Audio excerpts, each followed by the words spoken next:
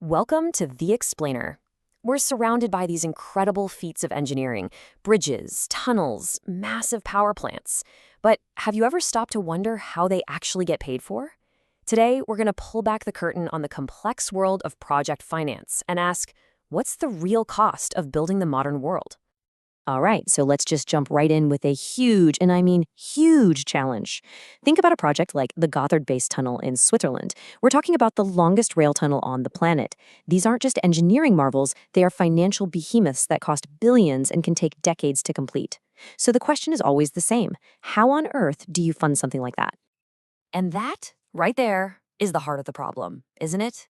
A single one of these mega projects carries so much risk that it could literally sink even the biggest, most stable corporations out there. So, how do you take on that kind of monumental risk?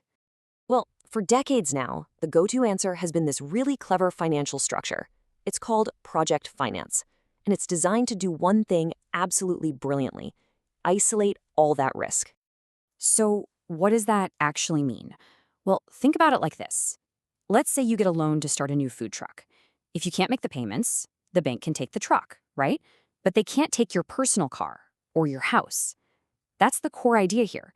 The project itself, the power plant, the toll road, is the only thing on the hook for the debt. It has to stand on its own two financial feet. So how do they pull off this financial magic? They use something called a special purpose vehicle, or an SPV for short. Honestly, you can just think of it as a separate little company, like a container, that's built for one thing and one thing only: to hold the entire project.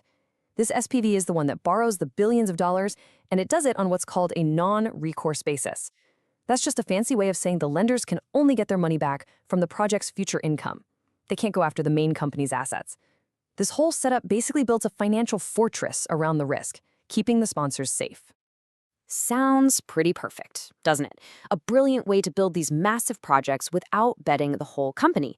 But, and you knew there was a but coming, this elegant solution comes with a pretty hefty hidden price tag made up of three big, often overlooked costs.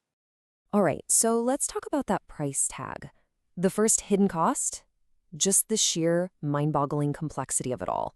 Because the project is the only thing that can repay those huge loans, every single what if, every possible outcome has to be planned for, argued over, and locked down in a legal document. And wow, this chart just lays it all out, doesn't it? And get this, what you're looking at is a simplified diagram for just one project. You've got the sponsors putting in the initial cash, the lenders providing the debt, the contractors doing the building, and this really important player called an off-taker. That's basically a guaranteed customer. In this example, Korea Gas, who promises to buy whatever the project produces for years and years. Every single one of those lines represents a dense web of contracts, a mountain of paperwork. I love this quote because it really captures the feeling. It's not just a few contracts. The entire structure has to be buttressed, propped up, by this incredible scaffolding of legal and financial agreements. Everything from construction delays to a sudden drop in prices has to be thought of ahead of time and assigned to somebody who can handle that risk. And all that complexity, all that paperwork, it leads us straight into our second hidden cost: the price of extreme caution. We're talking about the huge amounts of time and money that get burned through an analysis before anyone even thinks about laying a single brick. You see, the lenders put the whole project through this intense inspection process. I mean, it's a real gauntlet. They hire teams of very expensive consultants, engineers, lawyers, analysts to poke and prod at every single assumption. Is the technology going to work? Do the financial models make sense? Or the contracts ironclad? They have to be absolutely sure the project will make enough cash to pay them back, because remember, that's their only option. And that process, it can take years and cost millions all on its own. So why is this a big deal? Why does all this upfront cost and delay matter? Well, look at this number. According to the American Society of Civil Engineers, just the U.S. has a $2.6 trillion gap in what it needs to spend on infrastructure. When the process to get a project funded is this long and expensive, it can slow down or even kill projects we desperately need. Okay, that brings us to our third and final hidden cost: the price of the money itself. And no, I'm not just talking about interest rates. I'm talking about control. When you take on this kind of debt, especially from banks, you end up giving away a ton of control over your own project. The way lenders protect their cash is by embedding these super restrictive rules called covenants right into the loan agreements. You can think of them as the golden rules, as in, he who has the gold makes the rules. These covenants can control everything from whether the project can take on more debt to exactly how every dollar of revenue gets spent. Here's a classic example of how that works. It's called a cash sweep. Let's say the project, maybe a toll road, has a really good year and makes way more money than expected.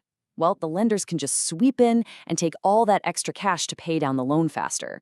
Now, that sounds good for the lender, but it means the project company can't use that extra money to reinvest or expand or even just save up for a tough year down the road. So, all of this forces the project sponsors into a really tough spot, a big trade-off. On one hand, you've got bank loans. They're way more common, and you do get some flexibility. You can renegotiate if things go sideways. But the price for that is a ton of oversight.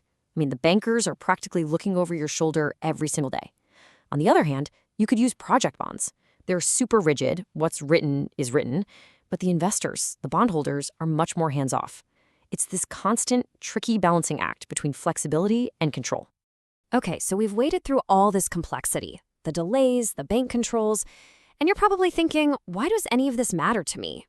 It's a fair question.